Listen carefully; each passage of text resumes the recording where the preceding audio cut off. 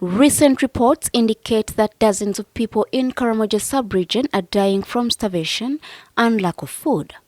The most affected districts are Kotido, where 107,700 are estimated to be starving, Napak 81,800, Kabong 70,600, and Moroto district 61,900. Leaders in the region have attributed the situation to a number of factors. Insecurity started filtering into Karamoja.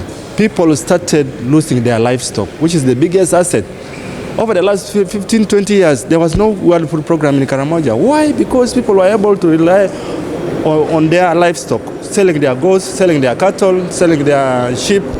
But because of the onset of insecurity since 2017, and to worsen during the COVID time when we went to the lockdown in 2020. There have been locusts invading Karamoja is one of the reasons.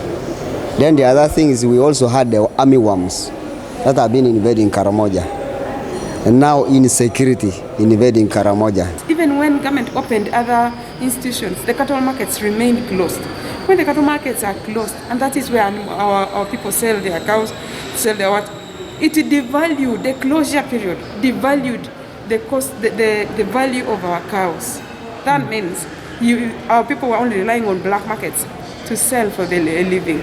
Center for Food and Adequate Living Rights, CEPHRO's Executive Director David Kamanda, however, says lack of clear food systems is largely to blame for this mess. System in this country whatsoever to either warn you about the calamity when it comes to food, to either help you access food, to either make sure that the food is available to you. And many people are just eating. They pick whatever they find so long as it can go into their stomach. So we do not have a food system. And when I talk about a food system, I'm talking about the process that starts from the farm to your fork. Government has earmarked 135 billion shillings to deal with the Karamoja hunger crisis, but before this, members of the public and the No political party dispatched food relief items to Karamoja. However, Kamanda believes there needs to be safety precautions to this food relief. Coming from a history where some Karamojans, people in Karamoja, have died in some recent past.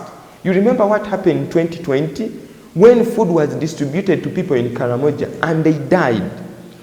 Why can't we have a system where the people in Karamoja can be able to grow their own food? It is very possible if government decided to do it. Much as the Karamoja leaders called for external support to rescue the people from this calamity, CEPHRO recommends otherwise. When a small thing has happened, they cry. We know how to be resilient. By the time we cry, it is serious. Okay. We need to be rescued. Food is tested to make sure that we have the inspectors of these food warehouses, of these food markets, of the restaurants, be it big hotels. So it is, yes, Karamoja is highlighting the issue, but it is not only an issue for the people in Karamoja. It is an issue for everyone in Uganda. And don't be safe where you are. For us as CEPHRO, we are already warning you because what we do not have in this country is a warning system.